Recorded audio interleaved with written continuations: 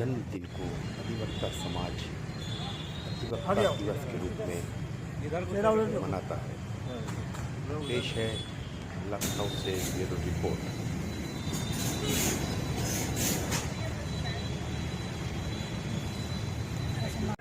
अब इन फूलों का सम्मान आपके हाथ में है। अधिवक्ता दिवस के अवसर पर हम प्रदेश के सारे अधिवक्ताओं को अपने दिल की गहराइयों से उनका हार्दिक स्वागत और अभिनंदन करता हूं और आशीर्वाद भी देता हूं कि अच्छे तरीके से, जिस तरीके से डॉक्टर राजेंद्र प्रसाद ने अपने वकालत पेशे को अपनी गरिमा का पेशा बनाया और यहां तक वकालत पेशे से ही लोगों के गरीब लोगों के प्रति आस्था, गरीब लोगों के न्याय दिलाने की क्षमता जो इनकी थी, और यहाँ तक करके जो है जब ये देश की आज़ादी का आंदोलन शुरू हुआ तो इन्होंने वकालत अपना बंद करके देश की आज़ादी में सहयोग करने का काम किया, ताकि गरीब सताए गए, पिछाड़े गए, कुचले, दबाए, सताए सब लोगों को इसी न्याय की प्रक्रिया से जब सब लोग न्याय देना बंद कर देते हैं तो ये अदालत से ही उसका विश्वास है और उसका मेन पुजारी वकील है।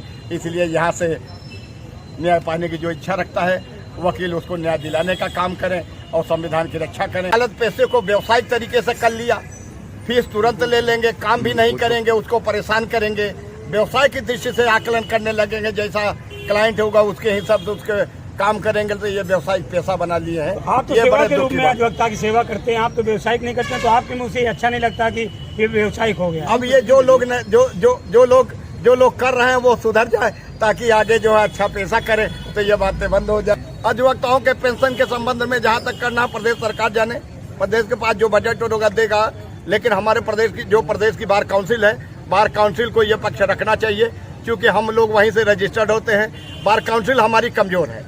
मैं शरद मिश्रा सिंधु, अध्यक्ष elders committee advocate bar association of Awadh, आप श्री रमेश प्रसाद तिवारी जी, पूर्व मंत्री, एशिया की जो सबसे बड़ी बार एसोसिएशन में से एक कही जाती है लखनऊ बार एसोसिएशन, और आप संरक्षक advocate bar association of Awadh के श्री संतोष त्रिपाठी जी, मैं ये कहना चाहता हूँ कि 3 दिसंबर 1884 को जब माननीय श्रद्धेय राजेंद्र प्रसाद जी का जन्म हुआ, संभवतः उसी दिन इस भारत भूमि ने आज़ादी का वो सूरज देख लिया था उन्हीं के साथ, जिसके वो पहले राष्ट्रपति बने, जिसके संविधान सभा के अध्यक्ष बने, और ये बात उसी मगध क्षेत्र सीवान पटना से ही निकल कर आई थी, वहीं उनका जन्म हुआ था।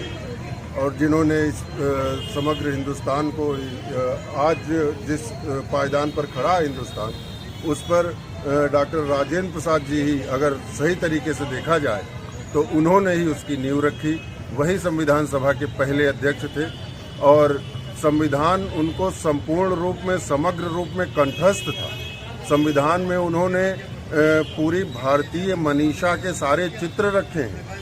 ये श्री नरेंद्र तिवारी बाबा जी हैं, श्री अनिल वाजपेयी जी हैं, ये लोग बहुत वर्षों से 3 दिसंबर को यहाँ अलग जगाए हुए हैं, ये साधुवाद के पात्र हैं। लेकिन मैं जो कह रहा था कि डॉक्टर राजेंद्र प्रसाद जी का जिस तरह से मूल्यांकन होना चाहिए था वो नहीं हो पाया। और समाज में इस वक्त जो है अधिवक्ता समाज की जो है छवि बहुत धूमिल हो गई है, इसके बारे में आप क्या? अधिवक्ता समाज की छवि इसीलिए धूमिल हुई है क्योंकि न्यायपालिका पथ से विचलित हो गई। अब अधिवक्ता मेरिट पर अगर कोई बात कहना चाहता है तो उसकी बातें विधि अनुसार बहुत कम सुनी जा रही हैं। जो माफिया वर्ग न्यायपालिका ने ही, जो जिसको मैं कहता हूं कि जिसे जो स्थापित कर दिया न्यायपालिका ने भी, आप पिछली बार का देखिए 2019 का जो लखनऊ बार का इलेक्शन हुआ था, माफियाओं ने उनमें 500 वोट अवैध डाले।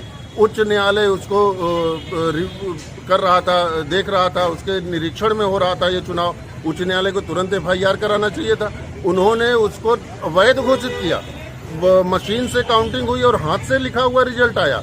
जो श्री नरेंद्र तिवारी बाबा जी ये करते हैं ये कार्यक्रम, उनको क्या वो अपना वोट भी नहीं, जो इतना सजग है कि 3 दिसंबर याद रखता है और राजेंद्र प्रसाद जी को याद रखता है, वो क्या अपने को वोट देना भूल गया? उनको 0 वोट दिया गया। असली अधिवक्ताओं को इस तरह से मूल धारा से काटा जा रहा है और माफियाओं को न्यायपालिका में स्थापित किया जा रहा है। न्याय माफियाओं को न्यायपालिका, मैं इसे सरकार का दोष नहीं, क्योंकि सरकार करे क्या?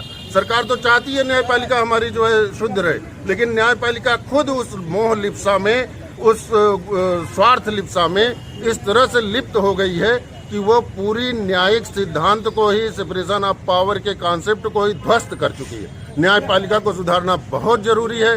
अधिवक्ता दिवस के अवसर पर भारत रत्न श्रद्धेय राजेंद्र प्रसाद जी को सत नमन करते हैं।